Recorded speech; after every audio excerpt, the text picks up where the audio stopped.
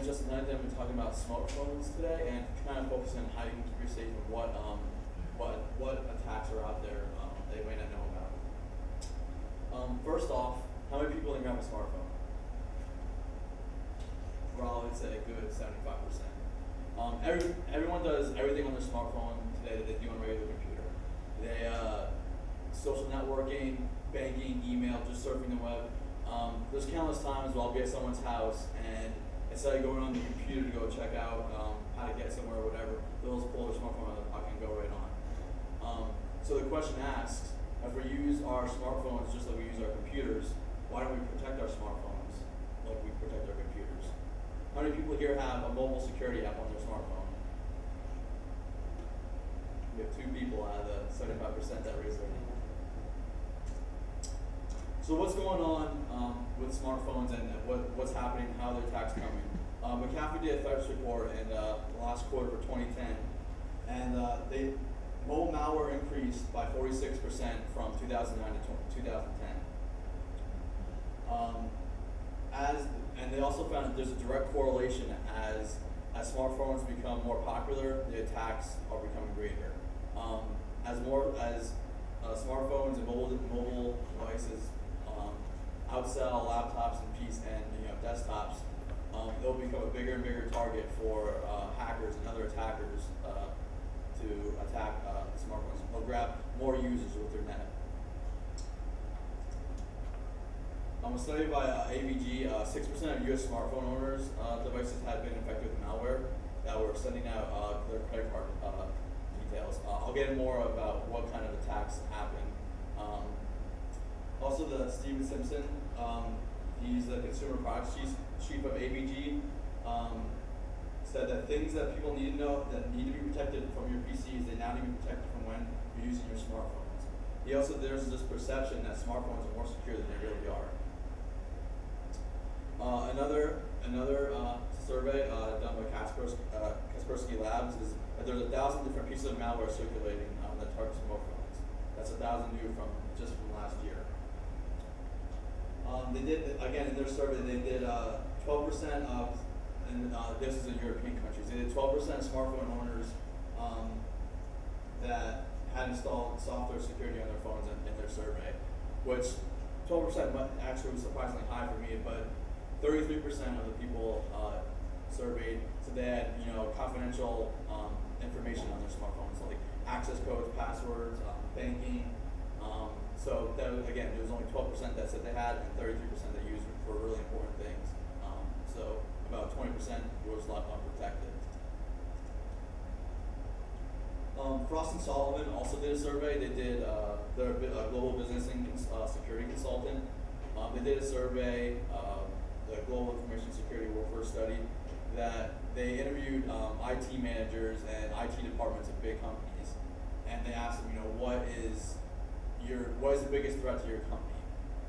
Application vulnerabilities were still number 1, with 73% of them rating that the number 1 was still application vulnerabilities. But coming in number 2 at 66% was smartphones and mobile PCs.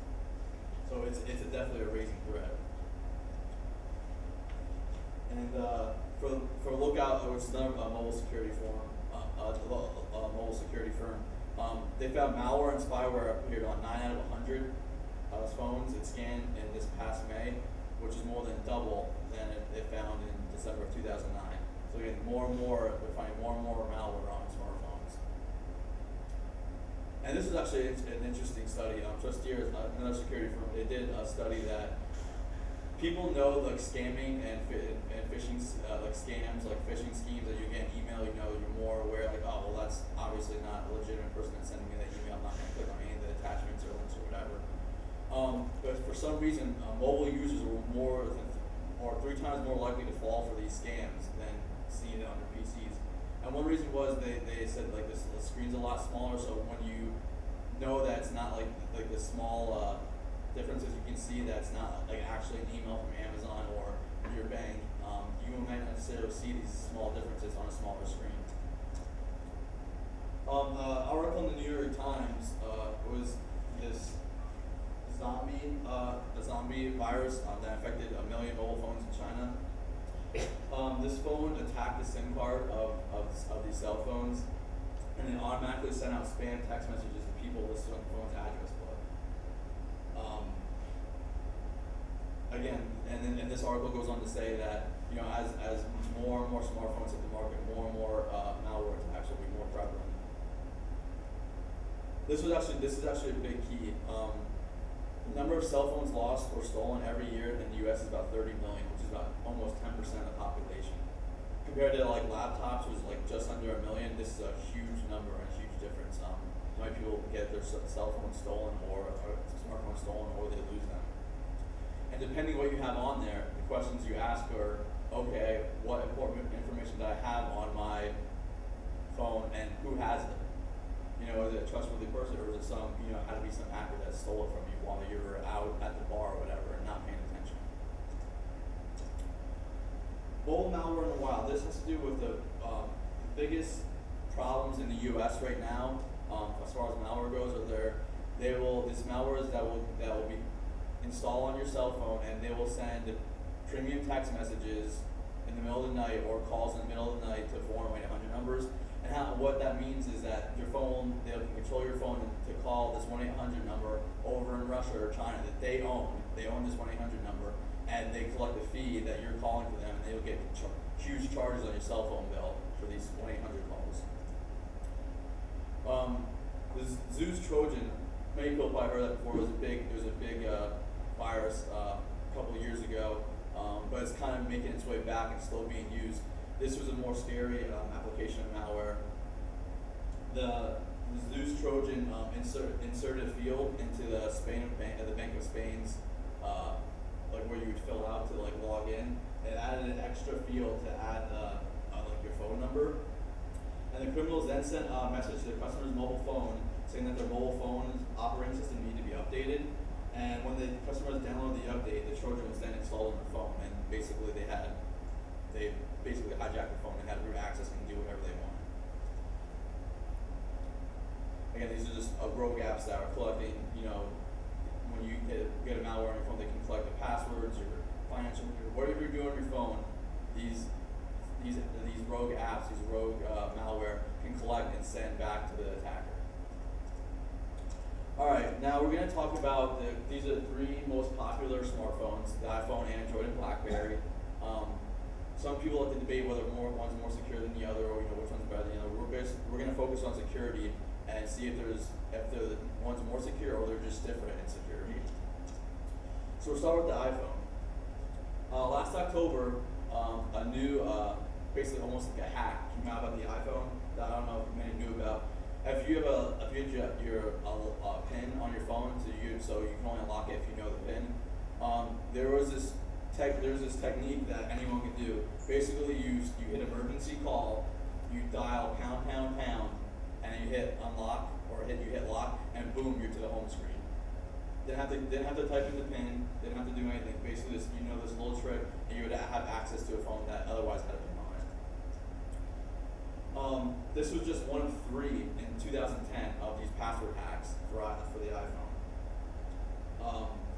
How many people have an iPhone? How many people knew about these hacks? We had 2 out of the maybe 10 that raised their hands, about 20%. Apple did fix all these, and they don't exist anymore. But for the dial pound one, it took about a month for them to fix it.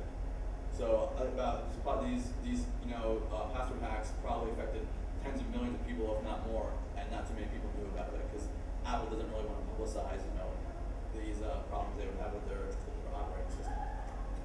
And this isn't even a big one. This was actually this year, 2011. Fraunhofer Institute for Secure Information Technology is a security firm in Germany. They were able to extract all data and information from an iPhone within 6 minutes. If the attacker did, they would have to have physical access to the phone. But like I said, again, 30 million phones in the U.S. are lost or stolen each year, so it's not out of the question that you lose or your phone stolen.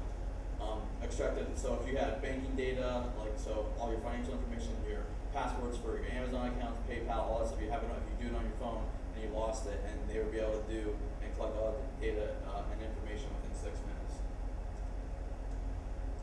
Android. Android is, a lot of experts say, will become the top target for mobile malware attacks because they're the most open source out of the phones.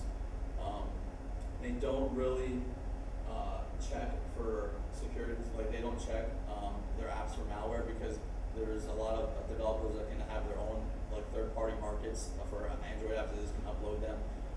What Google is doing though, they have their all their apps can be developed in a sandbox, which means that applications can't affect any other applications or do any other things regard to changing the phone or gathering information on the phone unless the user says it's okay or it's accept it's okay, whatever.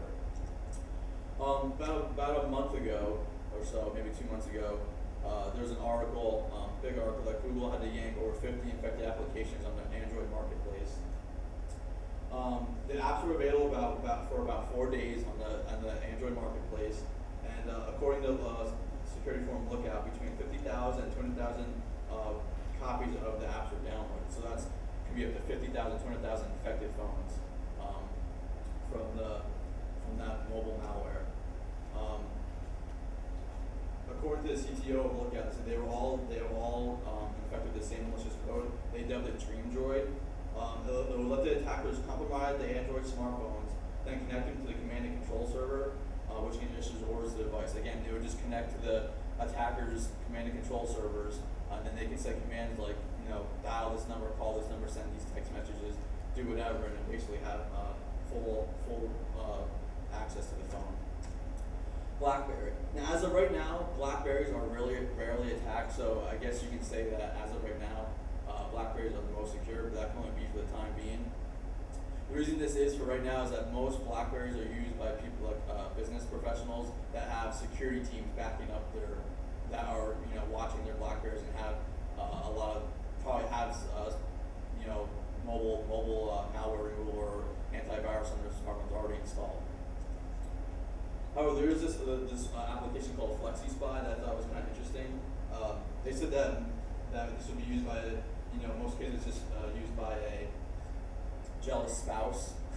Basically, FlexiSpy is a spyware application which, when it's installed in the phone, you can track the phone's owner's location, listen to calls, read text messages and emails, and you can even turn on the microphone and listen to conversations that's going around the phone.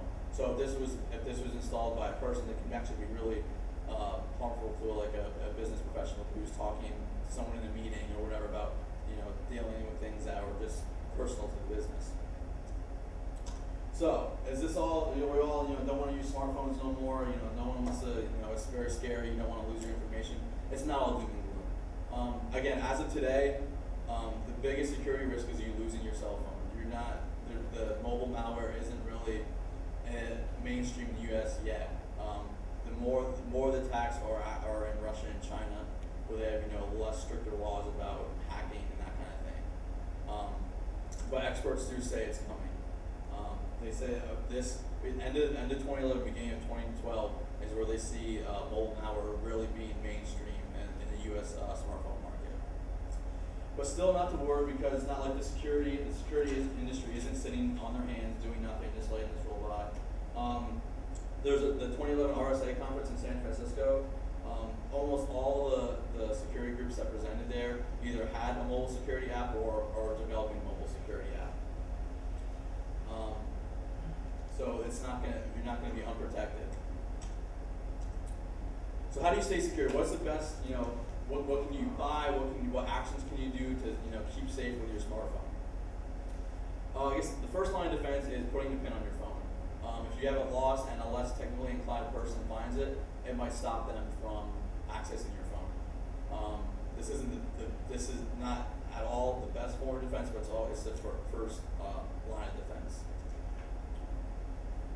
Remote wiping applications is a big one. Everyone, I know a lot of people, they have to go get work on their screen broke on their phone, a keypad isn't working, whatever. They'll take it to AT&T, Verizon, give it to the tech team, and let them fix it, whatever. Before you do that, you should back up all your data onto your computer and then wipe your phone before you give it to them. Because you don't know who's working at the tech team. You don't know if that person's an honorable person, an ethical person. They they could be collecting, working in detecting. They have a wide range of access to smartphones that people store, financial. They can be getting credit cards or passwords and accounts or emails, Amazon, PayPal, and be selling them on the black market on the internet, and won't really be traced back to them. You'll wonder how the heck did someone get my information. Encryption is also a big one. The next slide shows the top 10 security apps that you can install on your phone. Encryption is important. I think BlackBerry might do this inherently. I know that a lot of the security applications will have remote swipe and encryption. Basically, encryption will let, if someone gets your phone, physical access to your phone, if they steal it or you lose it, and your data is encrypted, they won't be able to see your passwords, your login information, all that kind of stuff. So my parting gift to you is the top 10 security apps for smartphones. Some of these phones are platform specific. Some are only for the Android or iPhone or BlackBerry. Some of them cost money. Some of them are free. A lot of them will have remote swiping applications where you can swipe your phone if it gets lost. A lot of them have encryption, and I suggest downloading these ones if you have a smartphone. If you don't have some sort of mobile malware security on your smartphone. That's it. Thank you.